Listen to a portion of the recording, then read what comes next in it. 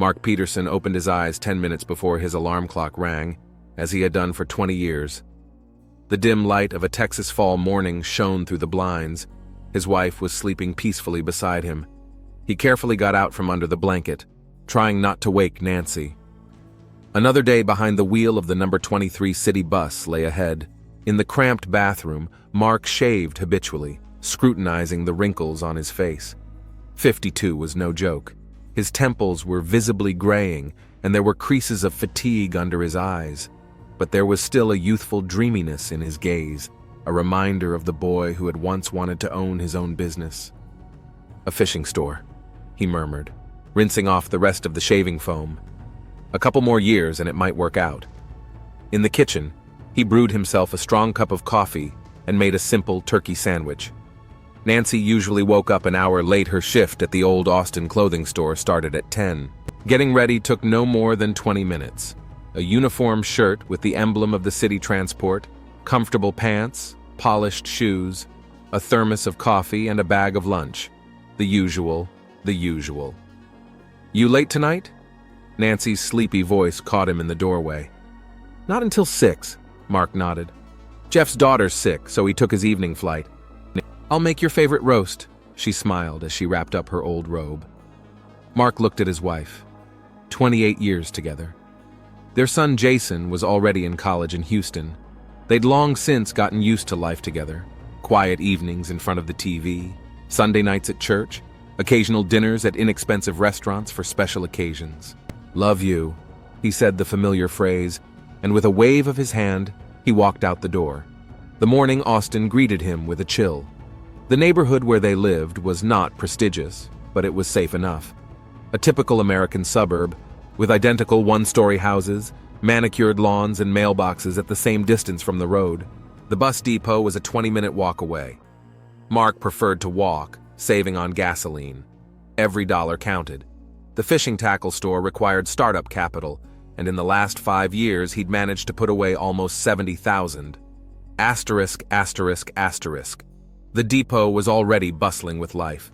Drivers were passing shifts to each other, mechanics were checking buses, dispatchers were handing out route sheets. "Good morning, Peterson." Gordon, the shift supervisor, greeted him. 23 is yours today, as usual, and Jeff's evening flight is on you too." "No problem," Mark nodded, taking the keys. He loved his job. Not that it was his dream, but it had its rhythm, its predictability. Route 23 ran through downtown Austin, then out to the east side of the city and back again. 3 laps before lunch, 3 after. Mark knew all the stops by heart, recognized many of the passengers. Students, clerks, retirees. The whole world passed through the doors of his bus every day. At noon, there was a half-hour break on the 3rd loop of the route. Mark usually left the bus at the terminus and crossed the road to a small cafe called Johnny's. It served great burgers and brewed good coffee. That's where he'd first met Brianna 8 months ago. Asterisk. "Your usual, Mark?" Brianna's smile was as bright as ever. She'd been working at the cafe for over a year, but he'd never noticed her before. Then, suddenly he did. A young woman with lively green eyes and long brown hair that she was pulling back into a high ponytail. As usual, a double cheeseburger and coffee. "Thank you, Brianna." He liked saying her name. At 27, she was full of the energy and hope he'd long ago lost. "I'll get it. Do you have a long shift today?" she asked, making a note in her notebook. "Until 6. I'm filling in for a coworker." "Tough day?" She nodded sympathetically. "I'm working late tonight, too. After the cafe, I've got a part-time delivery job." Mark knew that Brianna worked several jobs. One day she told him she was saving up money for a programming course. "It's my chance to get out of the perpetual part-time job," she said with excitement in her eyes. "I need another 10,000. Maybe in a year I can get in." He often caught himself thinking that he saw himself in her, as he might have been if he'd taken the risk of going his own way when he was younger.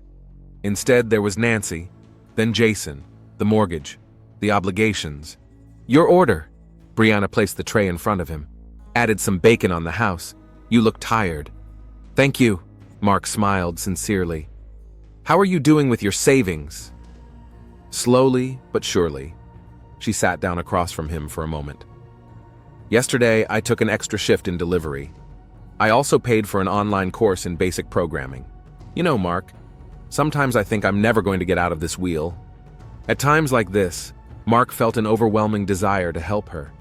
He even considered offering a small loan from his savings, but each time he stopped himself. It was money for his and Nancy's future. "You'll do fine, I'm sure," he said instead. Their conversations were never long, only a few minutes before Brianna ran off to other tables.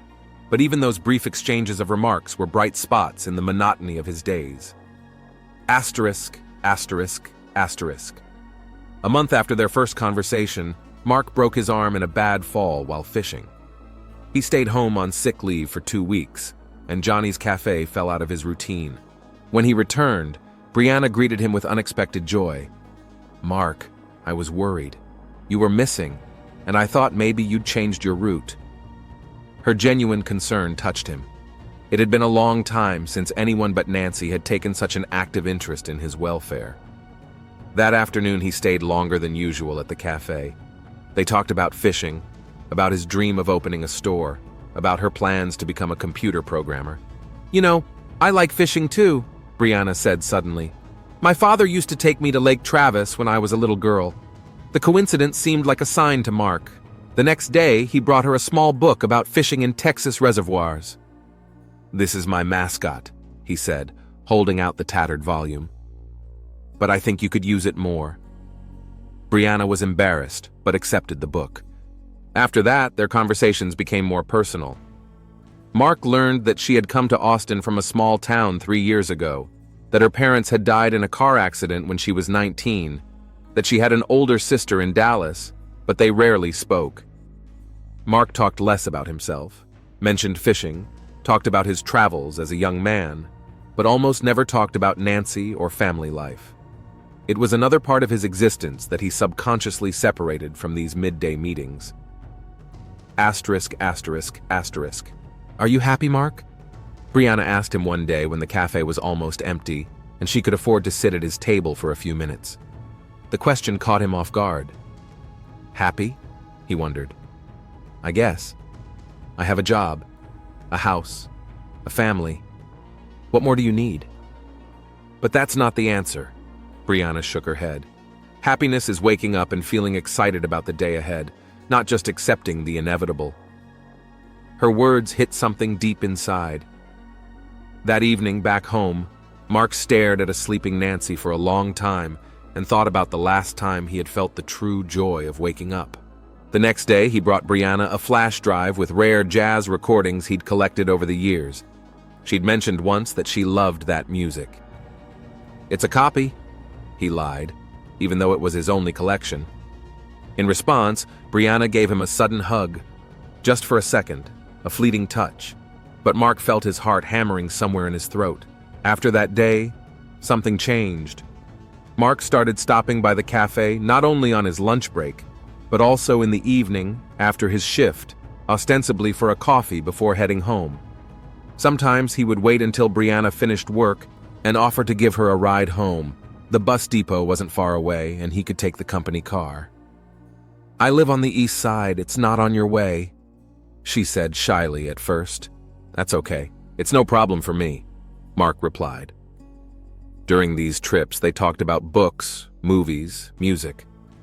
Mark rediscovered his interest in things he had long forgotten about in the routine of everyday life. Asterisk, asterisk, asterisk. Nancy noticed the change in her husband. She didn't say anything, but Mark could feel her questioning glances when he came home later than usual, or when he hummed over his morning coffee the tunes he'd discussed with Brianna the day before. "You've been different lately," Nancy said at dinner one night. "Just less tired," Mark shrugged. "Maybe it's the spring." Nancy didn't pursue the subject. She rarely asked questions, a trait Mark had always liked, but now it irritated him. Sometimes he wished she would demand an explanation, make a scandal. It would give him an excuse to spill everything he'd accumulated over the years of quiet, measured life. But Nancy remained silent and continued to be the perfect wife. She cooked his favorite dishes, kept the house clean, helped neighbors, and worked in the church charity. It was as if she lived in her own world, where everything was right and good. And that world now seemed unbearably small to Mark. Asterisk. Asterisk asterisk. In April, Brianna fell ill. A serious flu put her in bed for a week. When Mark didn't see her at the cafe for days on end, he dared to ask the other waitresses about her. "She's at home with a fever," said the elderly Doris. "The poor thing lives alone, with no one to take care of her." That night, Mark bought medicine, fruit, and chicken soup in containers and drove to the address he had once written down when dropping Brianna off at home. Her apartment was in an old apartment building on the eastern edge of town. A small studio on the third floor with creaky stairs and narrow hallways. "Mark?" Brianna opened the door in surprise, bundled up in a warm robe. Her face was pale and her eyes glittered feverishly. "What are you doing here?" "Brought some medicine and food." He picked up the bags. "May I come in?" The apartment was even smaller than he'd imagined. A bed, a desk, a small closet, and a tiny kitchen area. On the desk was an old laptop with a programming textbook open. Despite the modest furnishings, the room was cozy. Colorful curtains, a few posters with landscapes, a bookshelf with tattered tomes. Mark heated up some soup, made Brianna take her medicine, and just sat by her side while she ate. "You didn't have to," she said quietly. "Your wife won't be worried?" "I said I'd be late for work," Mark replied, feeling a prick of conscience. As he was about to leave, he awkwardly touched her arm. "Feel better. I'll stop by again tomorrow." And he did, every night for a week, until Brianna was well again, each time inventing a new reason for Nancy's delay. Asterisk, asterisk, asterisk. The May morning was unusually hot. Mark pulled the bus into the depot and stretched tiredly. The shift was finally over. "Peterson, will you stay a minute?" Gordon called out to him. "I need to talk to you." The small office of the shift supervisor smelled of coffee and cigarettes. "Mark, you're one of my best drivers," Gordon began without preamble. "You're never late. The passengers love you. But for the last couple months, something's been going on. You've been taking time off, changing shifts. Sometimes you're late for your route." "I'm having a little family trouble," Mark lied. "It's nothing serious. Everything will get better soon." Gordon looked at him carefully. "I hope so, because next month we're hiring for a promotion. The route supervisor's position is vacant and I wanted to recommend you. That's $400 on top of your salary. $400. A little closer to his dream of owning his own store. He'll be able to save up the money even faster." "Thank you, Gordon. I won't let you down," Mark said sincerely.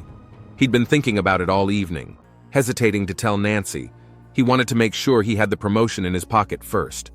But he wanted to tell someone, so he went to Brianna's. She greeted him with a smile, as always. Lately, he'd been dropping by after work, sometimes for 15 minutes, sometimes staying for an hour or two. They drank tea, talked about the future. She told about her successes in programming. He shared his plans for the store.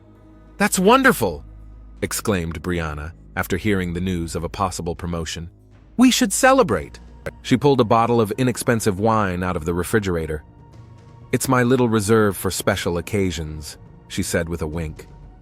That evening, Mark stayed with her until midnight for the first time. They talked about dreams, about unfulfilled hopes, about opportunities to change lives even when it seemed too late. "You know, you're the only person I can be real with," Brianna said, when the wine was almost finished. "You don't make fun of my plans to become a computer programmer at 27. And you don't think my idea for the store at 52 is stupid," Mark said.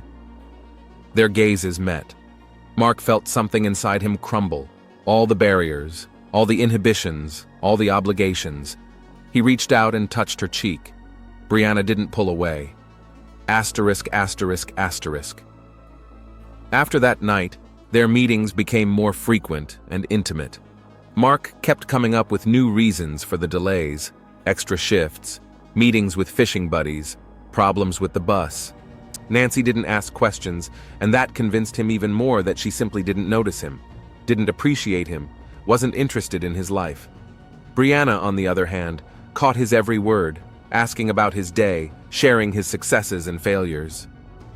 "I finally figured out that code," she excitedly announced one day when she met him at the door. "Look!" And she showed him some incomprehensible lines on the laptop screen, and he smiled, not understanding a word, but rejoicing at her joy.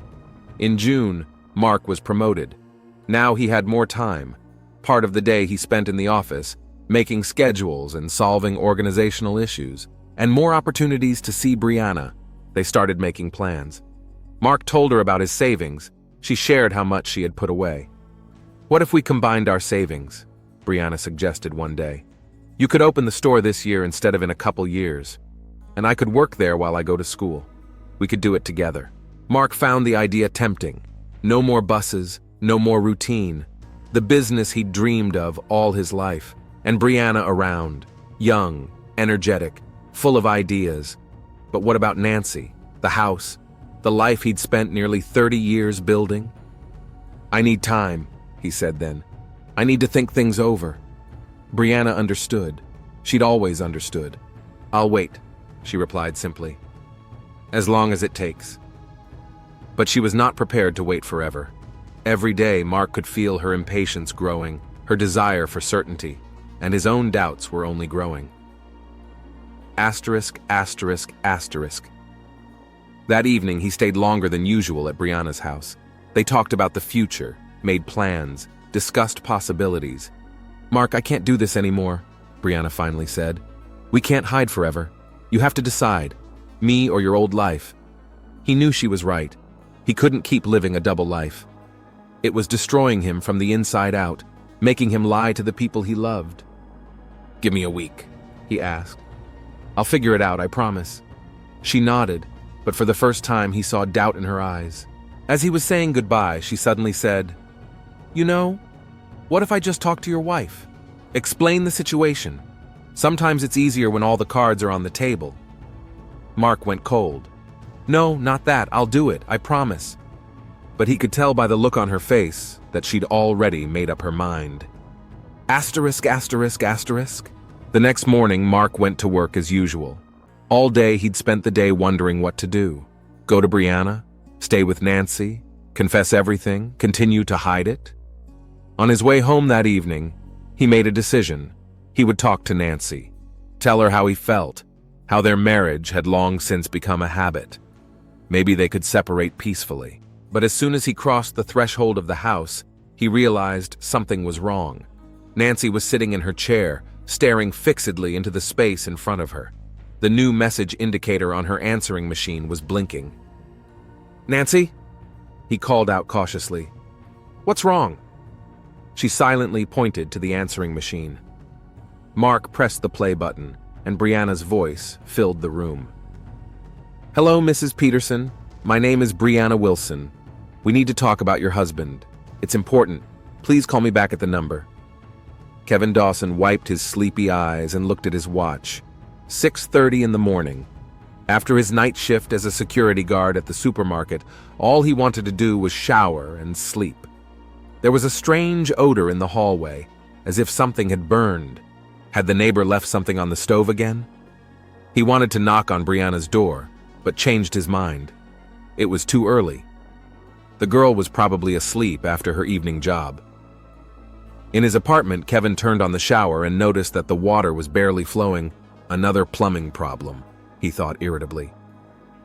After a short shower, he decided to knock on his neighbor's door to see if she had the same water problem. He knocked on Brianna's door 3 times, but no one answered. "Brianna?" he called out. "Sorry to bother you, but I have a water problem." Silence. He knocked again, louder. That's odd, Kevin thought. Her shoes are by the door, so she must be home. Only now did he notice that the door wasn't fully closed. A slight nudge and it was ajar. "Brianna?" He peeked inside. "Are you home?" The small studio was in semi-darkness, blinds closed, lights off. There was a pot on the stove with something completely boiled and charred, the source of the odor Kevin had smelled in the hallway. It was at that moment that he noticed her.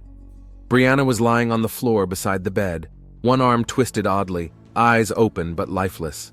An overturned desk lamp lay nearby. "Oh my God, Brianna!" Kevin rushed over to her, grabbed her by the shoulders. "Brianna, wake up!" But she didn't answer. Her body was cold and motionless. Panic gripped Kevin. With shaking hands, he pulled his cell phone from his pocket and dialed 911. 911, what's your emergency? Came a calm female voice. My neighbor, Kevin blurted out. I think she's dead. 42 East Cedar Street, apartment 312. Calm down, sir. The dispatcher's voice remained steady. Did you check for a pulse? Kevin touched Brianna's neck. No pulse. She's cold. There's blood on the floor. Only now did he notice the dark stain under her head. Don't touch anything else. The police and ambulance are on their way. Stay on the line. Asterisk, asterisk, asterisk, Detective Ray Johnson parked his tattered squad Ford in front of a shabby apartment building on East Cedar. After 20 years on the Austin Police Department, crime scenes rarely stirred his emotions, but something about this case made him wary before he arrived. A young woman living alone. No sign of forced entry based on the first patrol report. In these cases, it was usually someone in the inner circle. Upon reaching the third floor, Johnson immediately noticed the commotion outside apartment 312. 2 patrol officers, an ambulance crew, forensics with equipment, the usual array.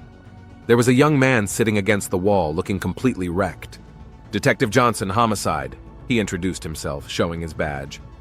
Who discovered the body first? One of the patrolmen pointed to the seated man, Kevin Dawson, the victim's neighbor.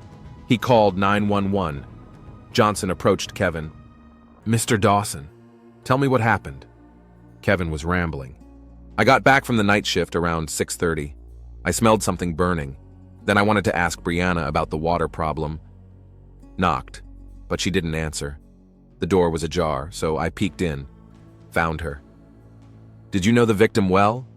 Not really. Kevin rubbed his face with his hands. Neighbors. Sometimes we met in the hallway, said hello.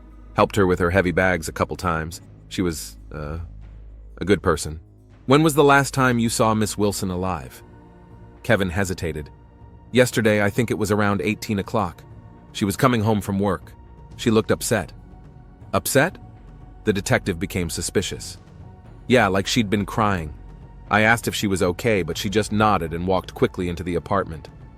Johnson made a note in his notebook. She lived alone? Yes, Kevin nodded. But she had a man over sometimes. An older man. I saw him a few times. Can you describe him? Gray hair, mid-50s maybe, normal looking. He once wore a bus driver's uniform. Johnson made another recording. Then he left Kevin and went to the apartment, putting on gloves and booties. Forensics were already working inside, taking pictures, collecting samples, taking measurements. What do we got? Johnson asked the medical examiner bent over the body. Female, mid-20s to early 30s, he said. Preliminary cause of death is head trauma. See this? He pointed to the back of the victim's head. Blunt force trauma, probably this lamp. Johnson took a look around the room. Small studio with minimal furniture. Bed, desk, closet, kitchenette. On the table, a laptop and a few books on programming. Next to the bed was an overturned desk lamp with a heavy base. There was a dark blood stain on the floor. Time of death? Tentatively between 20 and 23 hours yesterday. Johnson scrutinized the door and windows. No sign of forced entry, he muttered. She knew her killer. Let him in herself. There was a pot on the kitchen stove with its contents completely burned out. Looks like she was cooking dinner, Johnson remarked. For herself? Or was she expecting a guest?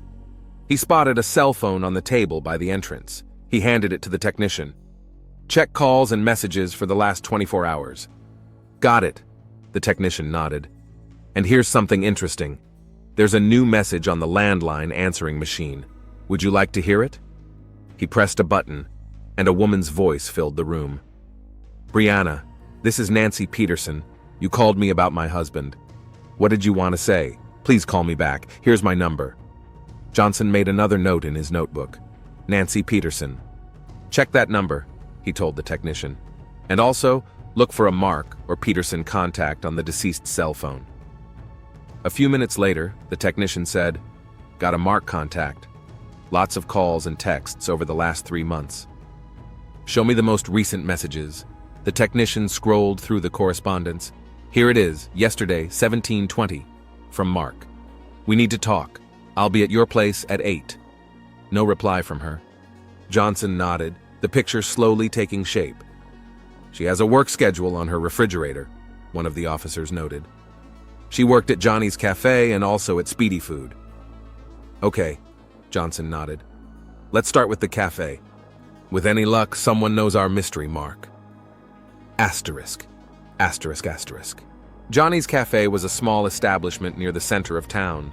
It was full of customers in the morning hours, office workers popping in for coffee, cab drivers for a quick breakfast. Johnson showed his badge to the owner, a full man with a bushy mustache. Detective Johnson, Austin PD. I need to talk to you about Brianna Wilson. Brianna? The host was surprised. What about her? She didn't show up for her shift today, and I've been trying to call. I'm afraid I have some bad news, Johnson said grimly. Miss Wilson was murdered last night. The landlord turned pale and sank into the nearest chair. God, it can't be. Who could? He didn't finish. We're investigating. I need your help. How long has she worked for you? About 2 years, the owner mumbled. Good girl, hardworking, always polite to customers. Did you notice anything unusual about her behavior lately? Maybe she seemed worried, upset? The boss was thinking, now that you ask, yes. For the last week, she's been kind of jumpy. Yesterday, she came to work with red eyes. I asked if everything was okay. She said she was just sleep deprived. Did she have any special relationships with clients? Maybe someone paying her extra attention? Well, she had a lot of regular customers who preferred her service. She knew how to find an approach to people. And someone special? Johnson insisted. An older man, perhaps with graying hair, maybe a bus driver? The host's eyes widened. You mean Mark? Yes, he's a regular customer. Bus driver has been coming in for years. But in recent months, he's been paying special attention to Brianna. Often stayed late, waiting for her shift to end. Do you know his last name? Peterson, I think. Yeah, Mark Peterson. Johnson felt a chill run down his spine. Peterson is the same last name as the message on the answering machine. May I speak to the other employees who worked with Brianna yesterday? The owner called over an elderly waitress. Doris, this is Detective Johnson. He's investigating. The owner's voice trembled. Brianna was murdered last night. Doris gasped and covered her mouth with her hand. Oh my God, that poor girl. Were you working with her yesterday? Johnson asked. Yes. Until closing time. She left around 5. Said she wasn't feeling well. Did she get any calls yesterday? Maybe she seemed upset after the conversation? Doris thought for a moment. Yes, there was a call, sometime after lunch. She went away to talk, and when she came back, she was pale. She didn't say much for the rest of the shift. You didn't hear who she was talking to? No, but I think it was a woman. Johnson made a note. Female caller, Nancy Peterson. What about Mark Peterson? Did he come by yesterday? No. Doris shook her head. Actually, that's odd. He usually comes by every day around noon when he has a break in his route, but he wasn't here yesterday, or the day before that either. How would you describe their relationship? Doris lowered her voice. Between us? I think they were having an affair. He wasn't old, of course, but he had his eye on her, always sitting at her table, bringing her gifts of some kind. And 2 months ago, when Brianna was sick, he brought her food and medicine every day after work. And what do you know about his marital status? He's married, Doris said confidently. Wears a wedding ring. He once mentioned that his wife cooks him dinner, but, some men. She shook her head disapprovingly. Do you have the address of the bus depot where he works? City Depot number 2 on West River Road, the landlord answered in her place. If he's working today, he should be there. Asterisk, asterisk, asterisk. At the city bus depot, Johnson learned that Mark Peterson was indeed working as a driver for route number 23 and had recently been promoted to route supervisor. Today was his day off. Shift supervisor Gordon Myers was eager to share the information. Mark is one of our best employees, 20 years of excellent work. Lately, however, he's been less punctual. He's been late a couple times, which never happened before. Do you have his home address? Sure. Gordon checked the computer. Oakview Lane, 27 Oakview Lane. That's on the south side of town. How would you describe his personality? Calm, poised. I've never seen him angry or very upset. Good family man. Always speaks warmly of his wife. They have a grown son in college. Johnson nodded, taking notes. The story was beginning to take shape. Model family man has an affair with a young woman. Something goes wrong. Young woman gets involved with his wife. Young woman turns up dead. Do you have a record of whether he worked the second shift yesterday? Gordon checked in the computer again. No, he finished at 16 o'clock yesterday. What happened, detective? A murder investigation. Johnson answered briefly. That's all I can say for now. Asterisk, asterisk, asterisk. Back at the station, Johnson busied himself with verifying information about the Peterson family. Nancy Peterson, 50 years old, worked as a clerk at an old Austin clothing store. Neither Mark nor Nancy had ever been in trouble with the law. There was one son, Jason, a college student in Houston. Tech provided the results of a check of Brianna's cell phone. The last incoming call was from Nancy Peterson at 14:45 yesterday afternoon. The duration of the call was 2 minutes and 37 seconds. After that, Brianna called Mark Peterson, but he did not answer. She then texted him, "We need to talk urgently, she knows." A return message from Mark came in around 17:20. "We need to talk. I'll be at your place at 8. Johnson checked the recent calls from Brianna's home phone. She had called the Petersons' home phone at 18:15 the day before and left a message. Closer to evening, the preliminary autopsy results came back. Cause of death was confirmed as blunt force trauma to the back of the head. Time of death was between 20 and 22 hours. No alcohol was found in the victim's blood. There were no signs of sexual assault either. Forensics found Mark Peterson's fingerprints on a doorknob, Brianna's laptop, and several glasses in the apartment. His DNA was also found on a pillow in the victim's bed. Johnson leaned back in his chair, mulling over the information. The picture seemed clear. Mark Peterson was leading a double life, having an affair with a young waitress. Something had gone wrong, and she'd decided to tell his wife. Yesterday after work, Nancy Peterson called Brianna and she confirmed her suspicions. Brianna tried to contact Mark, but he didn't answer, so she left a message on the Petersons' home answering machine. Mark came to her house that evening. An argument broke out, and perhaps in a fit of rage or panic, he hit her over the head with a lamp. Johnson gathered up the case files and headed for his car. It was about 19 o'clock, a good time to visit the Petersons. Asterisk, asterisk, asterisk. Oakview Lane was a typical suburban Austin street. Neat one-story houses with mowed lawns, children's bicycles in the yards, cars in the driveways. The Petersons' house didn't stand out. A plain beige house with a green door and a small porch. A used Chevy was parked in the driveway. Johnson parked and sat in the car for a few minutes, watching the house. Lights were on in the windows, and silhouettes of people could be seen through the curtains. It was a normal family scene, a man and a woman eating dinner at the table. Everything looked so peaceful and ordinary. Could these people be connected to the brutal murder that had occurred last night? Johnson had been on the police force too long not to know the answer. Yes, they could have been. Behind the facades of similarly neat houses, he had uncovered horrifying secrets more than once. He got out of the car and headed for the door. With each step, the detective's confidence grew. Everything pointed to the fact that it was Mark Peterson who had been in Brianna Wilson's apartment last night. He was the one who had seen her last. Johnson walked up to the porch and pressed the doorbell with determination. The door was opened by a woman in her early 50s, with short blonde hair and tired eyes. She wore a simple housecoat. "Mrs. Peterson?" Johnson asked. "Nancy Peterson?" "Yes," she answered warily. "What can I do for you?" Johnson showed his badge. "Detective Ray Johnson, Austin PD. May I speak with you and your husband?" There was a flicker of concern in the woman's eyes. "What is it, detective?" "An investigation," Johnson replied discreetly. "Better to discuss it inside." Nancy paused, then opened the door wider. "Sure, come on in." She led him into a small living room connected to the kitchen. At the dining table sat a middle-aged man with graying hair, the same man Johnson had seen through the window. In front of him was a plate of nearly untouched dinner. When he saw the detective, the man straightened, a look of tension on his face. "Mark," Nancy said in a strained voice. "This is Detective Johnson from the police department." Mark rose slowly from the table. "What can we do for you, detective?"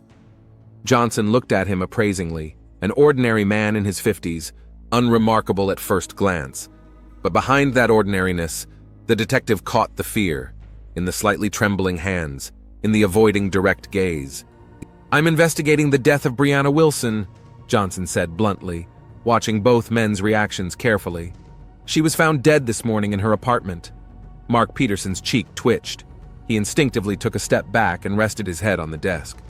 "Brianna, dead," he muttered. Nancy turned pale and sank into the nearest chair. "The same Brianna who called yesterday?" she asked quietly, looking not at the detective but at her husband. Mark didn't answer. He stood, clutching the edge of the desk so white his knuckles turned white. "Yes, Mrs. Peterson," Johnson nodded. "The Brianna. She left you a message on your answering machine last night. Did you call her back?" "Yes," Nancy answered quietly. "About 3 o'clock in the afternoon. We had a brief conversation." "What did you talk about?" "She said she'd been having an affair with Mark for several months, that they were planning to start a business together, that he was going to leave me." There was a heavy silence in the room. Mark stood motionless, staring at the floor. "Mr. Peterson," Johnson addressed him, "did you visit Brianna Wilson last night?" Mark looked up, panic in his eyes. "Answer him, Mark," Nancy said with sudden firmness. "Where were you last night?" Johnson looked from one to the other. "I wonder." Nancy Peterson did not look broken or shocked, as one might expect from a woman who had just learned of her husband's infidelity. Instead, her eyes read determination. "Mr. Peterson," the detective repeated, "you sent Brianna a message at 17:20 that you'd be at her place at 8. Did you go to see her?" Mark sank heavily into his chair. "Yes," he finally said. "I went to see her. But she was alive when I left. I swear it!" Johnson stepped forward. "Tell me what happened." Detective Johnson sat in the small office of the police station, with Brianna Wilson's case file spread out in front of him. Yesterday's conversation with the Petersons had left more questions than answers. Mark admitted that he had been at Brianna's house that evening. According to him, he arrived around 8. They talked, argued, and he left about an hour later. He swore that Brianna was alive and unharmed when he left her apartment. Nancy confirmed that her husband came home at about 9:30, was upset, hardly spoke, and went to bed early. But Johnson had a feeling something wasn't adding up here. Too smooth, too rehearsed. The phone rang on the desk. "Detective Johnson, it's Carlos in tech. We recovered the deleted messages from the victim's cell phone." "What's on it?" "A lot of correspondence with this Mark Peterson. They were definitely planning a future together. Here are the latest messages. 3 days ago, she says, 'I'm tired of being a secret. If you don't tell her, I will.' He replies, 'Give me time. I'll work it out.' Anything else?" "Yeah. The day of the murder, after talking to Peterson's wife, Brianna texts him, 'It's over. I can't do this anymore. We need to talk one last time.'" Johnson made a note in his notebook. "Thanks, Carlos. Send me a full printout." Hanging up the phone, the detective thought for a moment. It looked like Brianna had decided to break things off after her conversation with Nancy. Maybe Mark came over and tried to change her mind. An argument. An impulsive act. The phone rang. Johnson. "Detective, it's Officer Ramirez. We re-interviewed the victim's neighbor, Kevin Dawson. He recalled additional information, claims he saw a man matching Mark Peterson's description outside the victim's house around 10 p.m., not 8 o'clock. Says he spotted him when he was coming off the night shift. Are you sure about that?" "That contradicts Peterson's testimony." "Yes, sir. Dawson's absolutely sure of the time because he was afraid he'd be late for work. He says he saw a gray-haired, middle-aged man walking briskly away from the building. He looked agitated." "All right, get his statement on the record. I'll be there in an hour." Johnson hung up the phone and rubbed his chin. If Kevin had seen Mark around 10 o'clock, then he'd lied about the time he'd left Brianna. But why? The detective picked up a folder of forensic reports. The main murder weapon appeared to be a desk lamp. They found fibers from the victim's clothing and traces of blood on it. No prints were found on the lamp. Someone had wiped it clean. But they did find skin particles under Brianna's fingernails. She fought back desperately. DNA analysis of those particles is still pending. There was a knock on the door. A young officer came in with an evidence bag. "Detective, we finished searching the Peterson house. Found this in Mark Peterson's jacket pockets." He put a plastic bag of receipts from Johnny's Cafe on the table. "Dozens of checks from the last few months," the officer continued. "All saved. neatly stacked by date. Strange for regular lunches, isn't it? Not strange if those lunches were dates, Johnson said thoughtfully. And something else interesting. The officer held out a second bag. Found it in his desk drawer. Bank statement. Peterson had a separate savings account that his wife didn't seem to know about. Almost $70,000. Johnson whistled. Not a bad sum for a bus driver. What was he saving for? The wife says she didn't know about the account. Thought they shared finances. Interesting, Johnson muttered. Thank you, officer. Left alone, the detective reviewed the statement. Mark had been making small, regular deposits for 5 years. No large withdrawals, until this week. Well, Johnson raised an eyebrow. 10,000 cash withdrawals the day before the murder. He leaned back in his chair, pondering the information. A secret account the wife didn't know about. Plans to start a new life with a young mistress. A large withdrawal on the eve of the murder. Was Mark really planning to run off with Brianna? And then something went wrong? Johnson picked up his cell phone and dialed a number. Officer Chen, please check all flights and buses out of Austin for the last 3 days. Look for reservations in the name of Mark Peterson or Brianna Wilson. He then called Mark Peterson back in for a second interrogation. Asterisk. In the interrogation room, Mark looked even more haggard than the day before. Dark circles under his eyes, wrinkled clothes, shaking hands. Mr. Peterson, Johnson began, turning on the recording device. Yesterday, you claimed to have left Brianna Wilson's apartment around 9 o'clock in the evening. Is that correct? Yes, Mark replied hoarsely. We talked, and I left. However, we have a witness who saw you outside Brianna's house at 10 o'clock in the evening. Mark turned pale. That's impossible.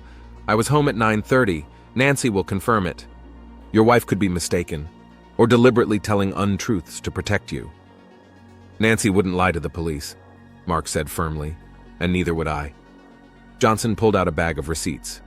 You kept all the receipts from the cafe where Brianna worked. Why? Mark lowered his eyes. I don't know. Just as a reminder. A reminder of what? Of the time I spent with her. Johnson nodded. Did you love her? Mark looked up, tears glistening in his eyes. Yes, I didn't plan it. It just happened. So much so that you decided to leave your wife and start a new life? We talked about it, but I wasn't sure. Johnson pulled out a printout of a bank statement. You withdrew $10,000 the day before Brianna died. Why? Mark swallowed nervously. I was planning a trip, fishing in Colorado.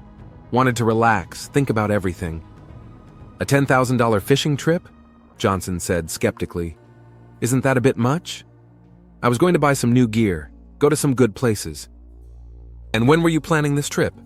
Next weekend. Did Brianna know about your plans? No, Mark answered quickly. Too fast. Johnson leaned forward. We have your correspondence with her, Mr. Peterson.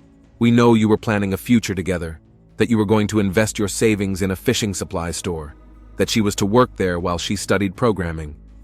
Mark covered his face with his hands. It was just talk, fantasies.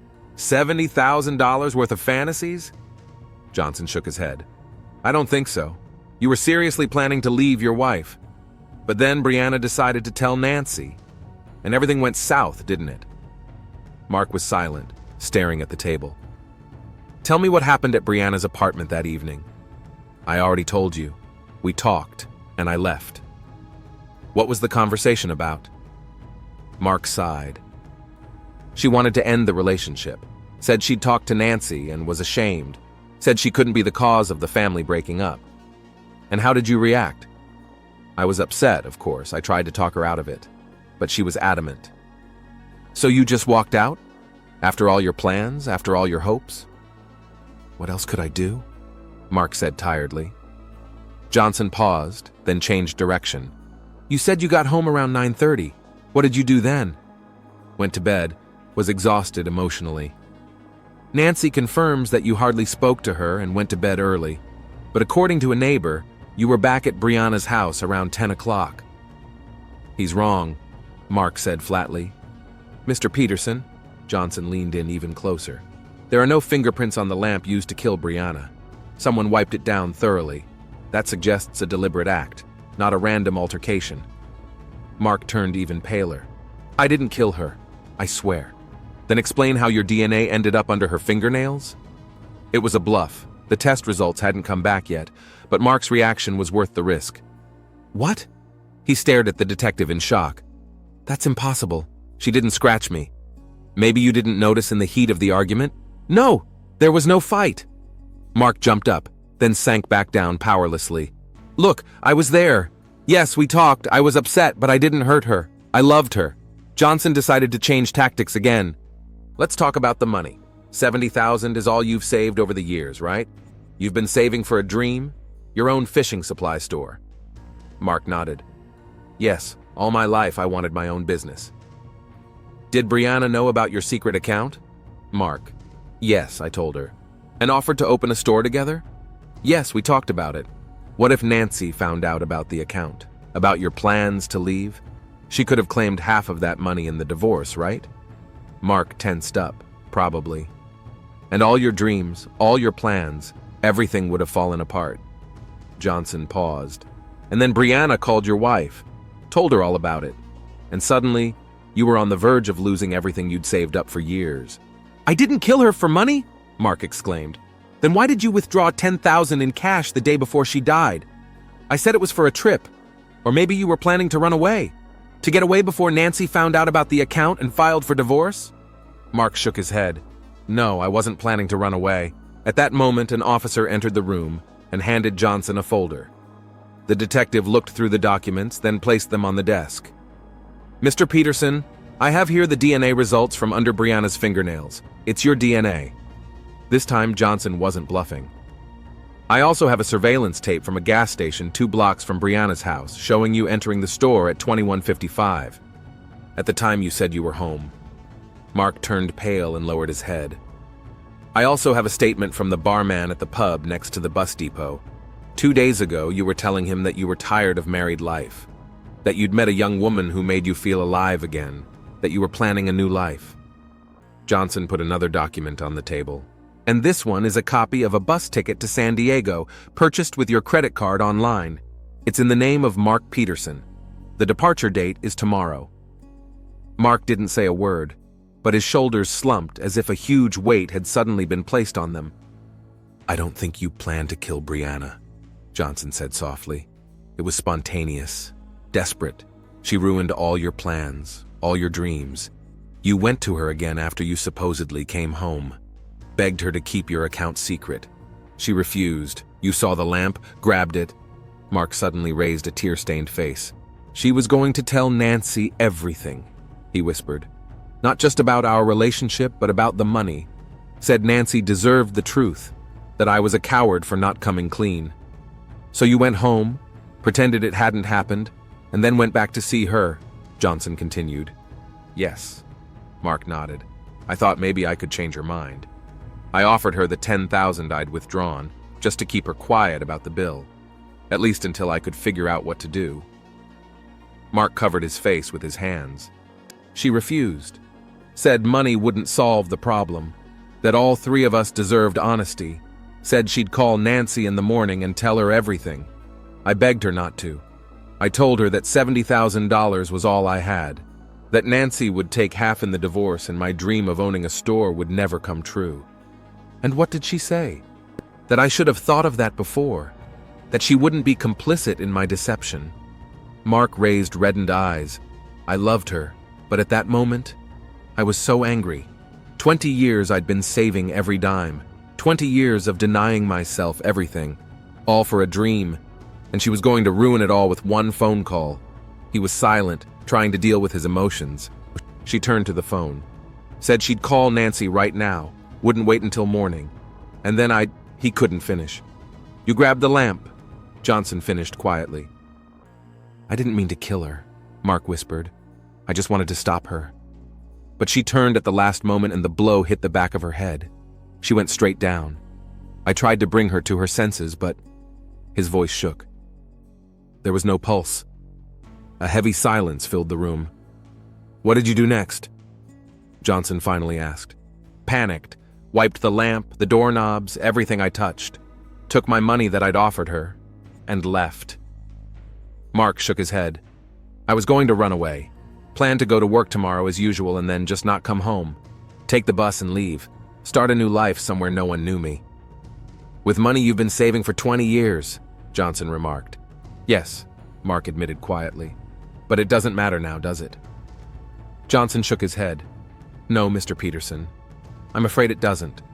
There was silence in the room, broken only by the quiet cries of a man who had destroyed not only someone else's life, but also his own dream.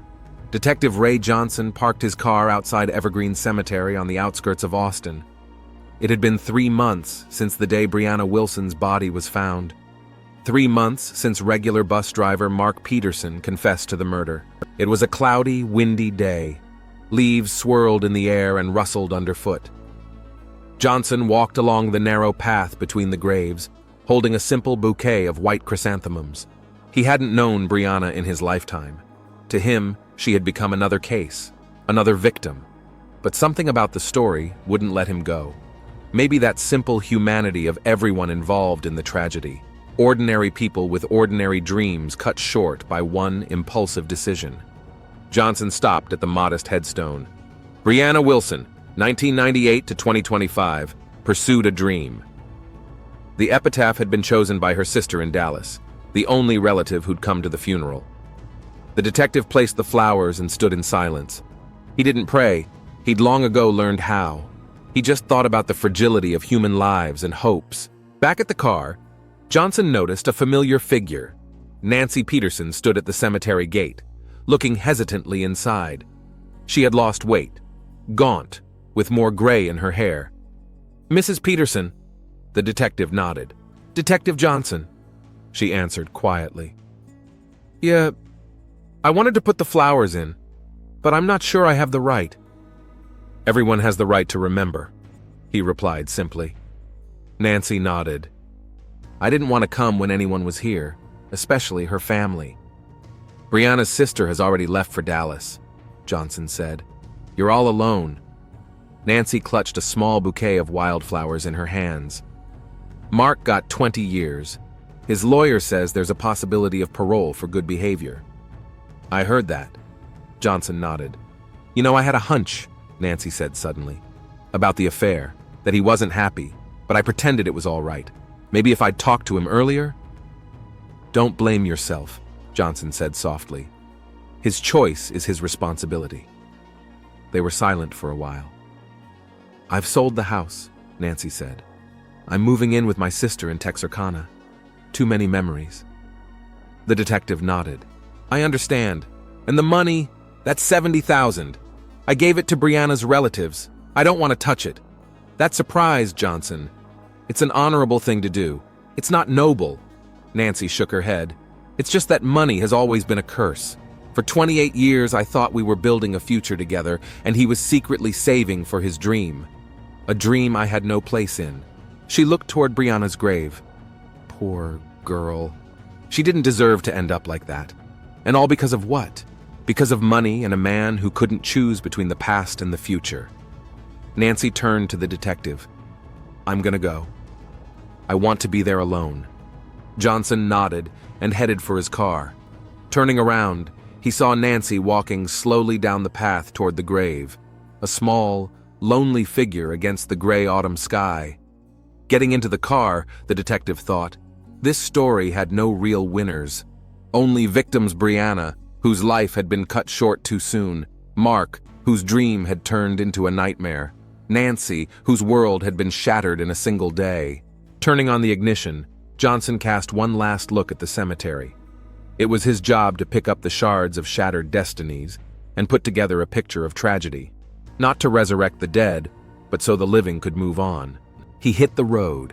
He had a new case, a new victim, a new story.